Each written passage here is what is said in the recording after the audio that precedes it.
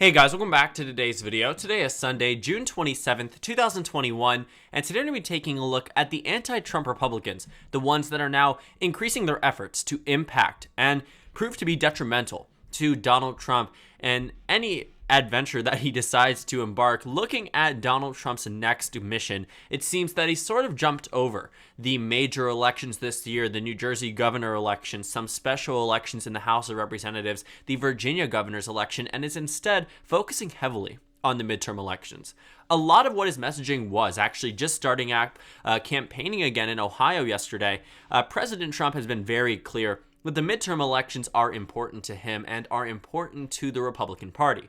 Well, it seems as a direct response to President Trump, these anti-Trump Republicans, led by Evan McConnell, Bill Weld, and a number of other notable or not so notable Republicans, are trying to ensure that the midterm elections prove to be a defeat for President Trump, not necessarily a defeat for the Republican Party, however. As we can see here, this Bloomberg article, which sort of tells us what the image of this new organization, what they are trying to do, what is in their minds. They call it the Renew America movement. And if you check out their website, you'll see here that they have a preamble. They have principles. They want to preserve, seek the betterment of our democratic republic. They want to ensure constitutional order, rule of law, ethical government, civic responsibility, free speech, conservation. So a very similar type of spiel that you might see from a normal Republican, but maybe not necessarily a Trump Republican, especially the emphasis on the understanding that our American democracy works as is. President Trump and the Republican Party seem to be on a different notion under that level, sort of indicating that they don't believe that American democracy works. I mean, they've spent the past 5-6 months claiming that the election was rigged, so I can't imagine many of them were too inclined to ever come out in that statement and say American democracy works as is. But these anti-Trump Republicans certainly are. And instead of targeting the Democratic Party in an effort to win over seats for Republicans, they are committing to raising tens of millions of dollars to support or oppose, regardless of party, to defeat radical Republicans. Now, I think that the first step will be primaries. I think this is exactly what's going to be considered the Renew America movement. I can't imagine that their first step would be backing Democrats. And I think that they don't necessarily want to see Republicans lose. I mean, we all know that Republicans at the end of the day will back their party over any other political party. Evan McConnell, while endorsing Joe Biden in the 2020 election, I can't imagine he would be in a similar position where he would back a Democrat immediately over the opponent when they have a possibility of primarying them. And that's what I think the steps are going to be. When you take a look at the House election results, yes, Lauren Boebert won by a lot. Not by a lot. Won in the 3rd district, but she didn't win by a lot. That's what I meant to say. So they certainly could back a Democrat and funnel those tens of millions of dollars to oust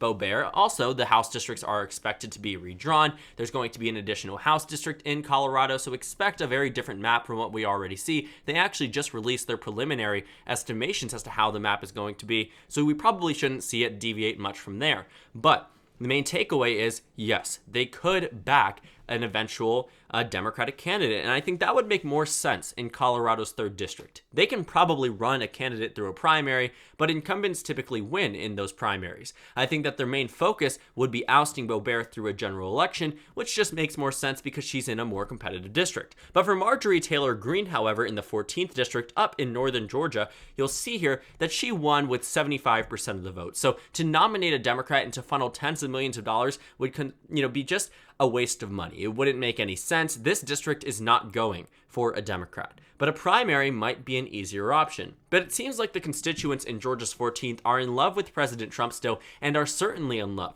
with Marjorie Taylor Greene. She has risen to popularity largely because of her outspokenness, because of the things that have been brought up against her. What happened with Marjorie Taylor Greene is that she has said so many things in a very similar regard to President Trump, which has led her to media coverage.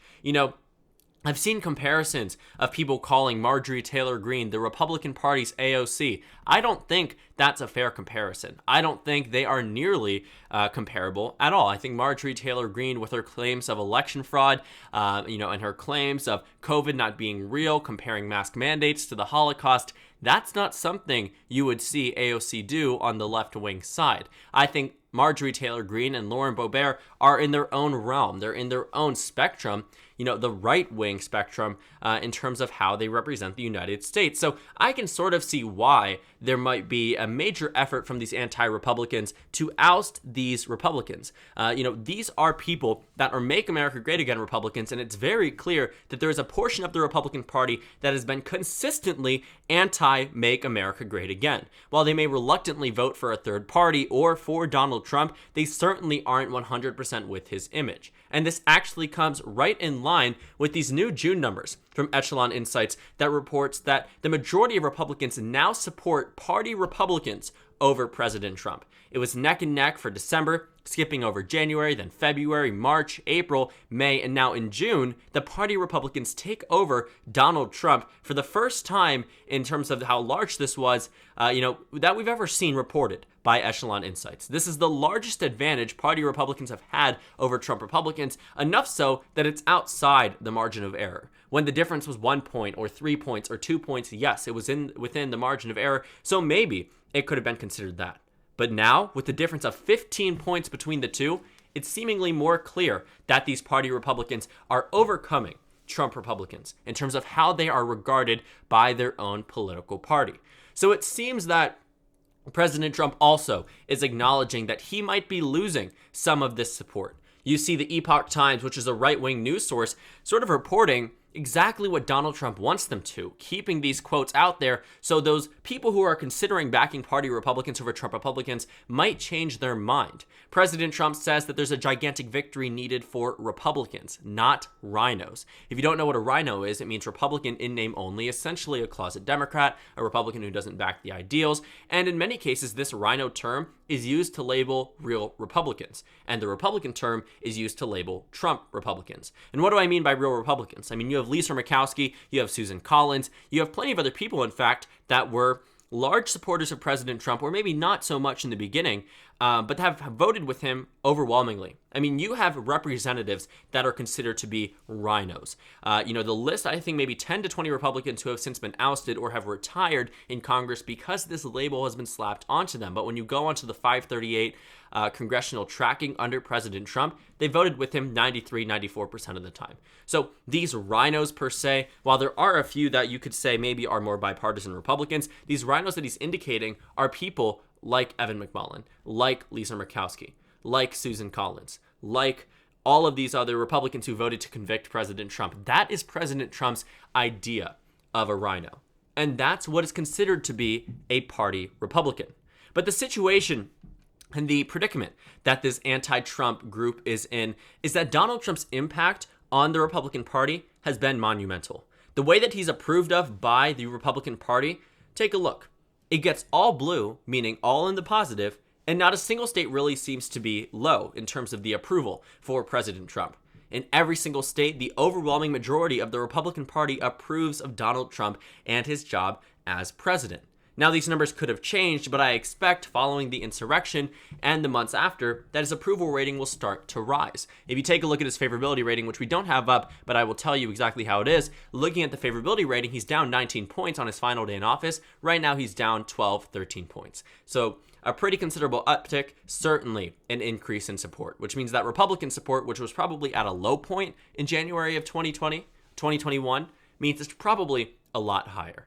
So the anti-Trump group probably won't have much success in terms of primarying some of these Republicans, but potentially in the general elections, 90% of House candidates who outraise their opponents typically win in these House districts. House districts are so small and within the same media market that it's very easy for candidates to send out ads, to send out flyers, to start canvassing, because they have very fewer voters than Senate elections or presidential elections to reach.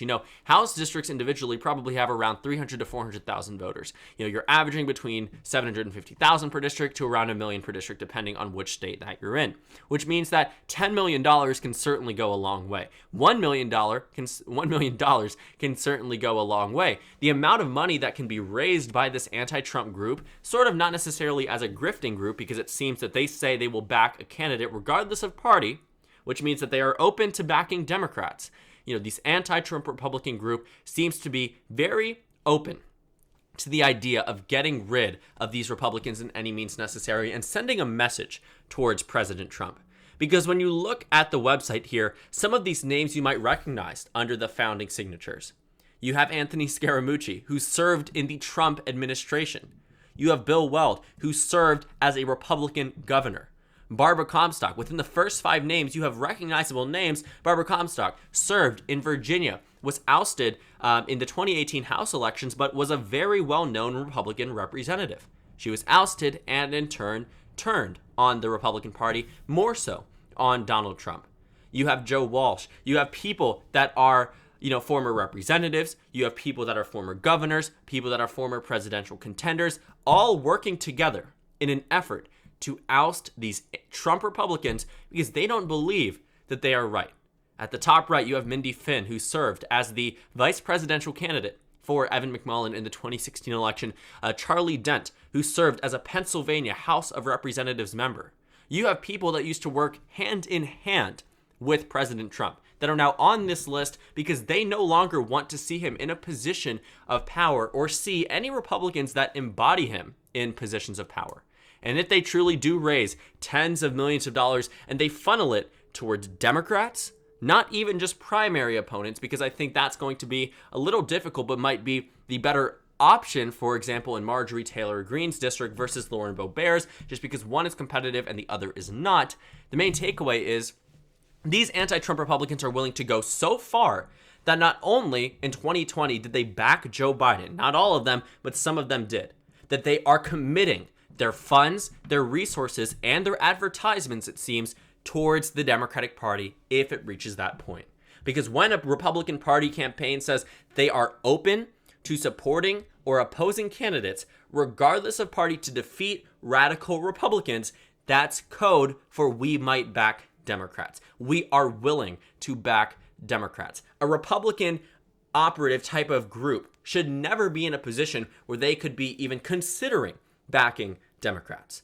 But they seem to view Donald Trump as a very large threat to their Republican Party. And that's what they're trying to prevent. They're committing to supporting or opposing candidates in 4 to 5 Senate races. Think about the amount of competitive races that we have right now. We have Georgia, Arizona, Nevada, New Hampshire. Those are the 4 Democratic ones. Then currently you have Pennsylvania, Wisconsin, North Carolina. Those are the 3 Republican ones. That's 7 total Senate races, 2 of which, Arizona and Nevada, seem to be less targeted than the rest by the GOP, which means that those 5 Senate races could be North Carolina, Pennsylvania, and Wisconsin in supporting Democrats to defeat those open seat Republicans. Josh Mandel in Ohio, who has declared himself a full-on Trump Republican, even released a video of himself burning a mask. Then you have Sean Parnell in Pennsylvania, who campaigned and spoke at the RNC on behalf of President Trump. He might see a heavy reduction in support from these anti-Trump Republicans that will be backing, potentially, a Democrat. In North Carolina, you have Ted Budd, a hand-picked House of Representatives member by President Trump, endorsed by him and skyrocketed in terms of the primary numbers. Those 3 states could see this exact group, the Renew America movement, back Democrats in opposition to those incumbent, or not incumbent actually, open race Senate races. And then in Georgia, you have Herschel Walker, who has been heavily endorsed by President Trump, pushed to run. You might see that race, fought out for. If you're looking in Wisconsin, as I mentioned earlier, I forgot to cover that one, Ron Johnson, endorsed by President Trump before he has announced that he's ready to run. Ron Johnson actually holding a town hall to talk about the vaccine and how the vaccine has proven to be detrimental in some people's lives. I mean, which type of public official willingly goes out there and tries to spread out fake, just falsehoods about the vaccine that has been proven to be helpful and proven to be very good for our nation to return us to a sense of normalcy? I mean, for me personally, I got that vaccine months ago, okay? And I went to beach week with my friends for graduating in my senior year, right? And we all were on the boardwalk. We were in situations. We went to indoor places without a mask because the CDC said that that was okay. And when we came back, we got tested, even though the CDC says you don't have to get tested, and not a single one of us tested positive. And I'm sure that there was so much, so many possibilities that there could have been COVID, sure, but we trust in the vaccines and we know that they do work. So Ron Johnson certainly can be classified under that radical Republican idea, that radical Republican umbrella. Then you also have the state of New Hampshire, where Chris Sununu, while certainly not a radical Republican, might be just a little bit left off by the fact that he is a more liberal Republican. But if he needs to nationalize himself, if he needs to get that Make America Great Again support, he's going to have to start taking positions that the Democratic Party won't be happy with. Chris Sununu was lucky because he has no one else to respond to outside of New Hampshire being the governor. He doesn't serve in some major legislative body. He's only a part of the National Governors Association, so there's really nothing much else besides his own constituents. But when he goes, or potentially goes, to Washington, D.C., when he has to answer these questions, how will you vote in this situation? Will you vote party line? Chances are, if he's saying yes, that will turn away plenty of those Democratic voters that were open to voting for him under the governor's office, and potentially under the assumption that he would be checked by Democrats in the legislatures, which we now know isn't going to be true because Democrats lost it in 2020. So the stakes are going to be higher in 2022 in these Senate races and in these 24 House races that the anti-Trump Republican movement, the Renew America movement, seems to be honing in on to ensure that these radical Republicans are defeated.